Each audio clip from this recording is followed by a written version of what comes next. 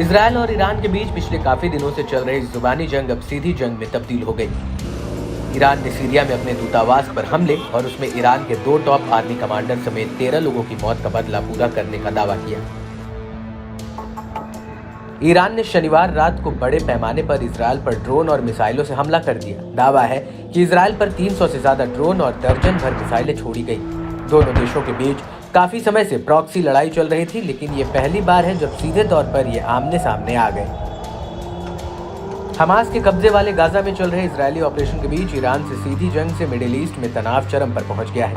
Iran के Islamic revolutionary guard corps के एक उच्च अधिकारी ने इजरायल को धमकी दे डाली है। यदि इजरायल ईरानी सरजमी पर कोई और सैन्य हमला करता है तो ईरान अधिक खतरनाक जवाबी कार्रवाई के साथ जवाब देगा। प्रेस टीवी से बात करते हुए IRGC कमांडर ने चेतावनी दी कि ईरानी धरती पर किसी भी हमले का जवाब दोगुनी ताकत से दिया जाएगा। IRGC कमांडर की टिप्पणी तब आई जब ईरान ने अपने दूतावास पर हमले के जवाब में इजरायल पर दर्जनों मिसाइलों और ड्रोन के साथ कब्जे वाली इकाइयों को निशाना बनाया। IRGC ने कहा, इजरायल को निशाना बनाने वाले ऑपरेशन ट्रूथफुल प्रॉमिस दूतावास पर हमले और उसके वरिष्ठ सदस्यों की हत्या के संबंध में अंतर्राष्ट्रीय संगठनों की चुप्पी और उपेक्षा के बाद आया है।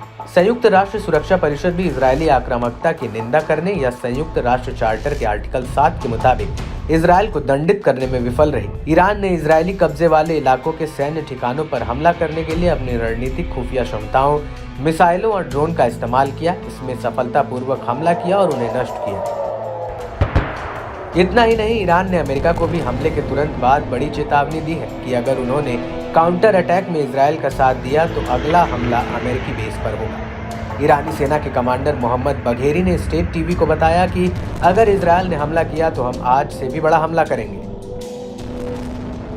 इसके अलावा UN में ईरान ने अमेरिका को हस्तक्षेप करने की चेतावनी देते हुए जोर दिया कि टकराव इस्लामिक गणराज्य और कब्जे वाली इकाई के बीच है।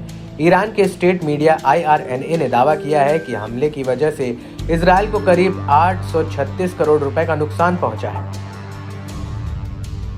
बताया जा रहा है कि इजरायल हमले का ईरान ने कड़ा प्रहार कर अपने प्रतिरोध की आग को शांत करने की कोशिश की है। हालांकि ईरान ने चेताया कि अगर इजरायली शासन ने एक और गलती की और फिर से ईरान को चोट पहुंचाने की कोशिश की तो ईरान की प्रतिक्रिया काफी गंभीर होगी। ईरानी नेता ने दावा किया कि ईरान और इजरायल के बीच एक संघर्ष है जिससे अमेरिका को दूर रहना चाहिए।